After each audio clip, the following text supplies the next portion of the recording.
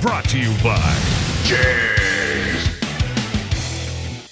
Right, what I'm doing today here is I'm test fitting the Ranger Rad. This works with the 2.3 liter EcoBoost engine. What we ended up doing was making it thicker with a dual row construction of fully strutted tubes, which makes it insanely strong.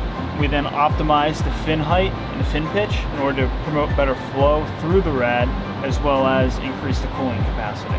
Basically just take out your stock one, transfer over the rubber grommets, plop this one in.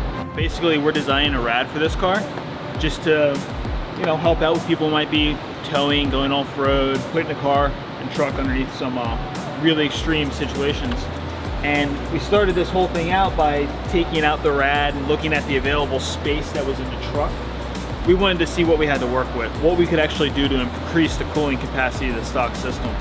And what we came up with is this. This is our prototype. We 3D printed out our end tanks. We've mocked up our general bounding box for our core. So there's no core here, but it kind of mimics what we would expect to see inside the truck as far as limits on thickness and height, all those sorts of things. What's really nice about this is this gives us a really good idea on how this is actually going to fit inside the truck before we even go through and make our very first sample to test. So there's a couple things we're looking for when we put this rad in. You know, if we're making the rad thicker to increase thermal capacity, then we can push that out in our model, put it here and test fit it. Or if we're even making it a little bit longer, we can do all those things in CAD, print out our end tanks, mock up our core, and put it here on the vehicle and test fit. Now with those changes, you know, making it thicker, making it taller and longer, you could run the risk of running into things that are around it. So you have your AC condenser, which lives up front here.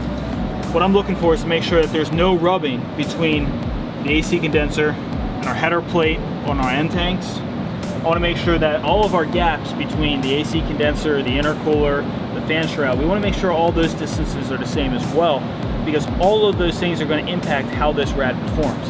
It's not just the size of the rad and the design of the core, it's also the surrounding components that impact the performance of these, you know, these more modern radiators in these vehicles.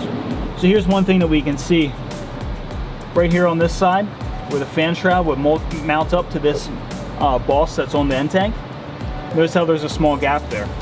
If I weren't doing this test fit, I wouldn't know that I'd have to actually extend this out a little bit to make it meet up a little bit better with the fan shroud. So I now know that that's one thing I need to change when I go through and we go to make our very first production core. Brought to you by JEGS. Fast Delivery. Your source for high performance and quality. Delivering performance since 1960. JEGS.com.